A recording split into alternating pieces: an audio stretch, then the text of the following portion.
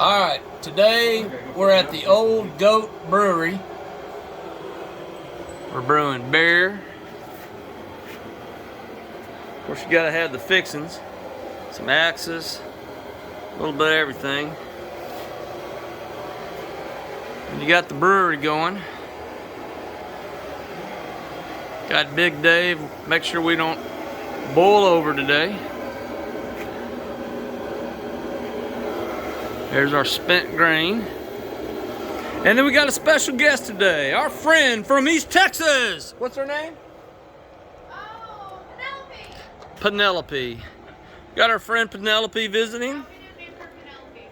Anyway, Yeah. having a good day today.